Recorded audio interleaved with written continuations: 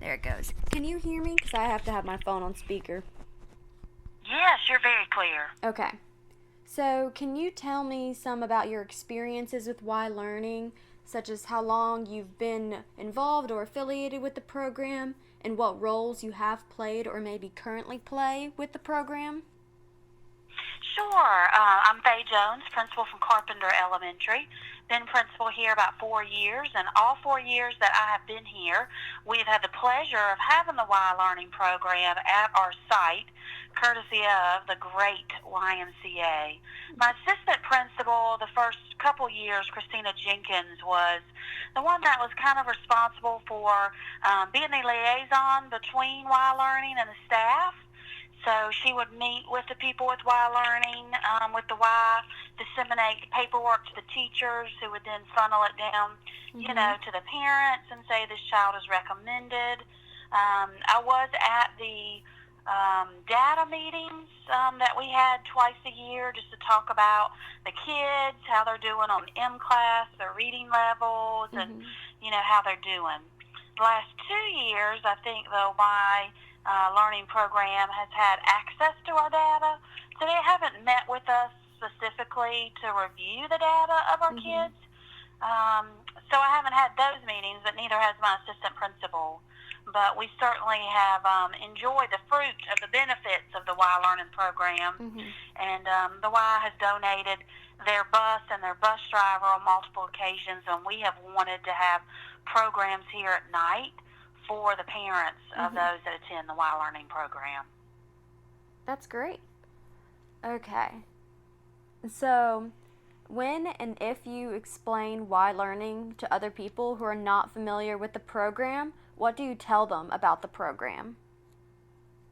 Yeah, so I let them know that it's a learning program and it's a way to keep the learning going for our students who English is a second language. So they're not quite proficient with that yet, and so we are partnering with the YMCA, who is providing tutoring and after-school services such as, recess and homework help and anything the kids need from Monday through Thursday, and Friday is not a day that we have Y Learning. And they do things like any other after-school program would. They have soccer outside, and they partner with some area churches who bring in some snacks and some juice to our kids. It's mainly for our upper grade kids. It's mainly for grades 3 through 5.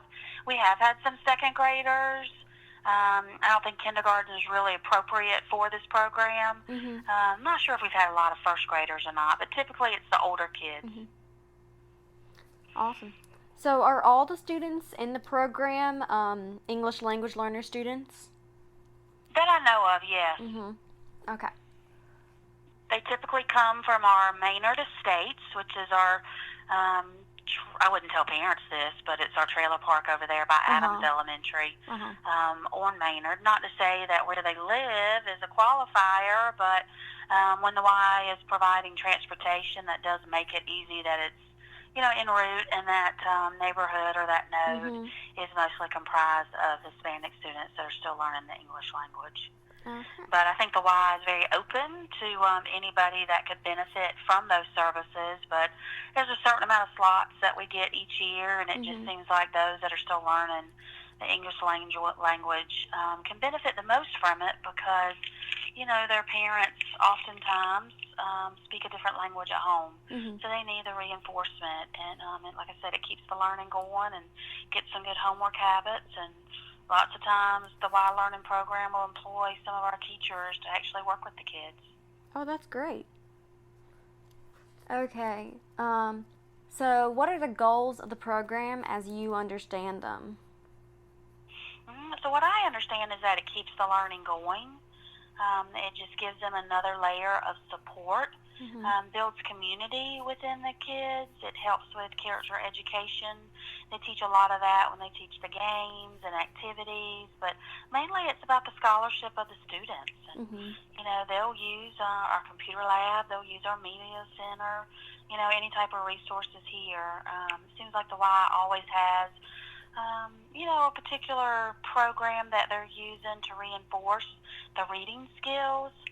I've not known that they've used math in the past, but they may have. But like I said, it's mainly homework and reading that I've seen them focus on. Okay. So, what are the biggest benefits or successes of the program? And can you give any examples of the impact of this program? Well, I think there's lots of different ways to look at the benefits of it. I think for many families, they are working 1 and 2 jobs, and so it gives our students supervision after school and gives them, purposeful, intentional things that they can do and activities that keep their learning going. So it does provide some safety with some child care, but ultimately it provides another tiered layer of support when it comes to the academic skills such as literacy. Other benefits I've seen, sometimes the YMCA will let us tutor a couple of the kids as well. I think of 1 out of 4 years that we've been here, we've been able to pay some of our teachers directly, and they've been able to just take the kids out, 45 minutes a day or so, and continue that learning going. So I've definitely seen an increase in the reading levels. I've definitely seen an improvement with, the kids and their literacy skills and just keeping it going. I also think that some of those children do not have the advantages that other students have, like being on a soccer team or a baseball team or being involved in sports, since a majority of those students are in poverty. And so just them using the soccer fields and having organized game and play, after school and, having some loose teams. It does build community, and it gives them, an opportunity to display those other skills. Lots of times at school, when we have recess, it's more unstructured time, and it's not as much as the gameplay. So I've seen lots of benefits from that. You're asking me for a direct benefit. Well, I can think of a kid a couple years ago we had, and his name has kind of escaped me right now, which you probably don't want his name anyway. I can see his face. We've had his whole family. But he was able to obtain in 5th grade the Academic Excellence Award in Reading, Science, and Math for scoring a 5 on his end of grade test. Oh, that's amazing. There's been more than one student that has done it, but his mom in particular credited while learning for, the program that he was involved with for multiple years while he was at Carpenter. And we made a video with her, and she just talked about how, she doesn't speak English at home. She didn't have any way to help him with his reading and his literacy. And she just really, really praised the Y Learning and teachers for what they were able to do and defying the odds, since he was still new to learning the English language. I think that he got the highest scores possible on the end of grade tests and had corresponding grades. Speaks volumes about, the program and those students that really apply themselves and really want to do their very best and really excel. So he's probably the one that I think of the most when I think of a success story from that program. That's a really great story. That's wonderful. So, what are some of the challenges to success or improvement needs for this program?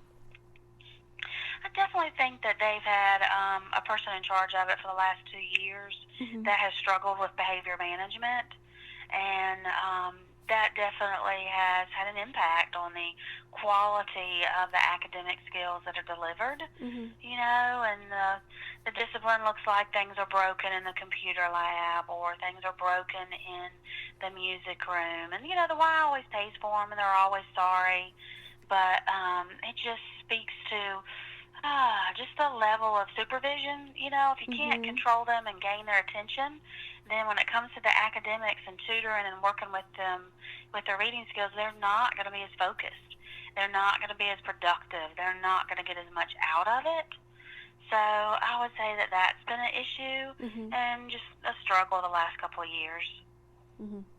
Does that, to improve that, can you think of any ways specifically, maybe doing class with the person in charge, or would the Y Learning program look at replacing the person in charge? Do you have any insight into that? Well, I think I've definitely, shared my concerns, and I Mhm. definitely think when it comes to behavior management, you either coach up or you coach out. Yeah. And, I'm certainly not, involved at the supervisor capacity enough to speak on it.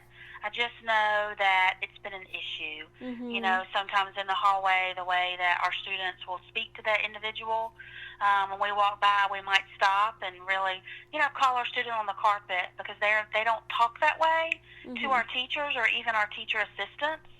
And so I think it's been a little bit loose in that regard, and I feel like she's just tried to be their friend Mhm. more than, their teacher.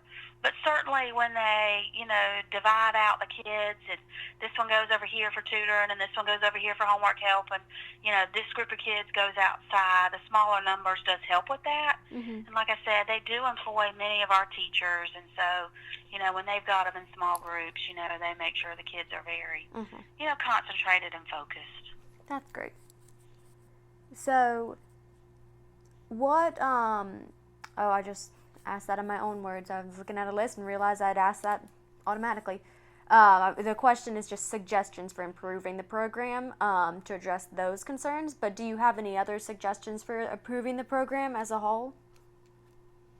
Well, I just feel so fortunate that we have that. Mhm. I think that is just, again, speaks volumes on the why and just their concern and care for education. And I just think it's a fabulous program. Mhm.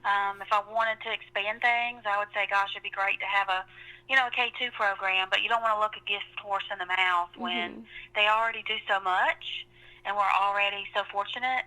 When I think about a little kindergartner, I think, well, that'd be a really long day. Yeah. Monday through Thursday as early as they get on the bus and stay until, 6 o'clock. So really just expanding the program, just having more spots for Mhm. kids, I think would be wonderful. I just really value it and certainly appreciate it immensely. And again, just how not the person that supervises the kids, but somebody different. I'm trying not to use names, but It's who okay if you drives do. the I'll take them bus out. and is a leader with the Y. I mean, I Mhm. just can't say enough good things about her Mhm. and about how she's just donated the Y, has donated the services of her Mhm. driving our parents and going and picking them up, on the bus after school so that we can have a parent workshop or what have you. Like, they never say no. Mhm. And I know that that's a lot on the YMCA because I know they pay that individual. Yeah. I know they're paying for the gas for that bus.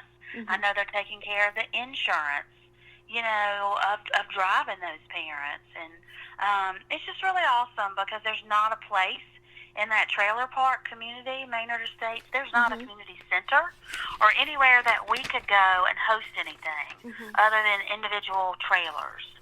So, again, I just feel so blessed that Mhm. we have that program and just really thankful to the YMCA. And I just hope we don't ever lose that partnership or that program. Yeah, that's amazing. That really is. Um, so where do you hope to see the program in the near future, say about 5 years from now? Well, I think I'd love to see it at other schools. I don't think Mhm. that every school that has the Y has Y learning. And so I assume that it comes from a certain level of poverty that we have at our school and other schools. But I would just love to see it expanded. Mhm. But I know it's a heavy lift and it's a lot to keep going and it's a lot of generosity that comes from benefactors. Mhm. So, again, I'm just grateful for it and want to continue to have it that carpenter. Yeah, I think it's very worthy. that's great. Do you have any ideas about what it would take to reach this vision of Y learning being at other schools? No, I have no idea the financial impact that it takes to do it here at Mhm. Carpenter. So, I don't know. Yeah. But all I know is whenever you ask something of the Y, they always deliver. Mhm. Yeah, we have a YMCA near my house, and that's always was nice growing up. Um, Mhm. so, and you gave me a really great specific example about the student earlier. Are there any Yeah, other? Kendricks. I remembered his name is Kendricks. Oh, like the rapper. That's fun. Um, Yeah. so, are there any other examples of the impact that Y learning has had on the academic success of another student? That was a great example, but in case you have any more that you'd like to share. single mom who has talked about, gangs being in the neighborhood, particularly for, Mhm. fifth graders and sixth graders. And that seems to be like when they start losing kids is like Yeah. that age. Like when they're young, they still want to impress. They still want to, do what they're told and that type thing. But a lot of the parents work in the Mhm. afternoon, several jobs, and it leaves the kids in a vulnerable situation where they're latchkey kids or not supervised, and so then they hang out in the neighborhood, and then they get caught up in gangs and start making some Mhm. unwise choices and having some issues with the law. And so, I think of one particular family that was so grateful for the Y Learning Monday through Thursday, and she said not only, did it help her child with reading, but it kept them off the streets Mhm. and just kind of kept them sheltered and supervised, for as long as possible. And she was just really grateful for that. Mhm. We had a situation in the neighborhood with a female student where again parents were working, and lots of times the dad was in Mexico and the mom was, working several jobs, and some man in the neighborhood, Mhm. didn't live there, but suddenly, started having lots of friends in the neighborhood, said, hey, I don't have a job, I'll babysit your kids. And next thing you know, we had a female student that was sexually molested, and, Mm. her innocence was stolen. Yeah. And so another mom said, I'm so grateful for Y Learning because I'm able, it just makes me tear up, I'm Mhm. able to make sure my kids are safe until I get home from work, Yeah. and just, how monumental that was. That it's more than the academics, it's more than the community Mhm. building. It is that safety piece. Yeah. That's Yeah. really crazy. Yeah. That is really great for Y Learning though. That just really speaks volumes about the program. So this is kind of my last question. Um, can you tell me about the ways that Y Learning is benefiting your school community? I feel like you've talked about this a lot, which is really encouraging to hear. But what ways is it benefiting it, and what else could be done to increase the benefits to your school? Mhm. Well, I guess Monday through Friday would be great, but I know that's Mhm. hard to staff. I definitely would love to see the program expanded to more spots. It seems like we Mhm. have less than 30 every year, and we're grateful for those. Mhm. But overall, I would just quote one of the moms that said, the way I learning, you're the mama to my kid when I'm not around. And I just think about the positive and the nurturing, and just talking to kids about their grades and talking about how they're doing. And Mhm. some of those counselors will see our teachers in the hall, and they'll be like, hey, how's Jesus doing? Yeah. How's Eduardo doing? And then you got that teacher to student, teacher to tutor conversation, and then Mhm. that carries over in the homework sessions and the tutoring that they do. And Mhm. I just think it's just made us a stronger, better community. Mhm. I think it's been neat for that neighborhood to have this program and to have these sporting activities and just this, I don't know, I can't explain it, just to have this atmosphere and this Mhm. opportunity for them to really shine in. Yeah. It seems like, just culturally, it seems like a lot of Hispanic families and students are very obedient and they're very well behaved, but they don't always speak up often. Mhm. They often will defer to the majority, and it's usually sometimes only when called on when they'll really, speak. And so just to have a program that is for them, for Mhm. their neighborhood, for their kids, it's like they truly do rise to the occasion and are Mhm. able to be even stronger leaders than they are during the day, during our program, during the school day. And I just think it's awesome. I Mhm. think it makes them more confident. And, research that I have done and seen with graduate school says that when kids feel like they belong to a school, Mhm. I get teary-eyed thinking about it, when they feel like they have a place at a school, that they belong, that they're going to do better and they're going to invest more in their studies and their academics and their tests. And I feel like Y Learning does that for us. It gives those kids a place to connect, a place to really personalize things. Mhm. It is their community. It is their niche. It's where they belong. It's their after-school club. Yeah. They can't come for any of our morning clubs that we have. They don't have the transportation or the means. Mhm. And so the Y Learning is that bridge for us. It does bridge that gap. and it just gives them that connection and that belonging to our school. So I'm just eternally grateful, and I'm just a little bit fearful with you calling and wanting to evaluate the program, that they're looking at taking it away from us. So I can't say enough good things in the hopes that we're able to continue it. Yeah, we definitely are not looking to take away any kind of program. We don't have the Good. power to do that anyway. I think our main goal is to show what Y Learning is good at, and then to fix what there may be some pitfalls in.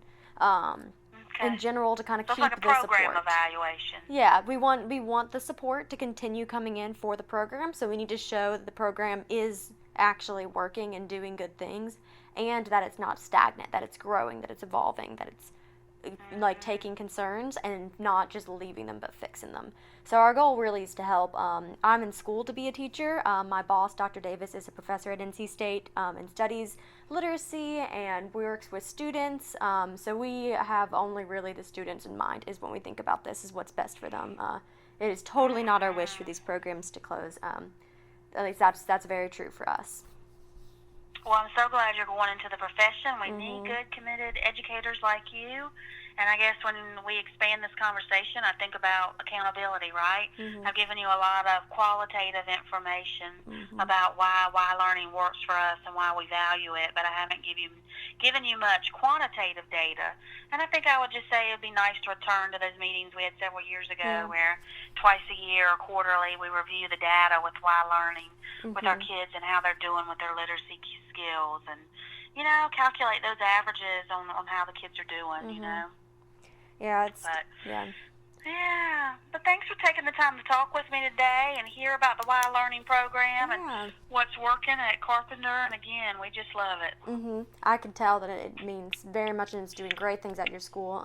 I really appreciate you taking time out of your day. I thoroughly enjoyed hearing about Y Learning at your school and hearing from you, and I can tell just how much you really do love and care for those students, and that's very encouraging. Oh, thank you so much. And I'm so sorry I've been hard to get in touch with.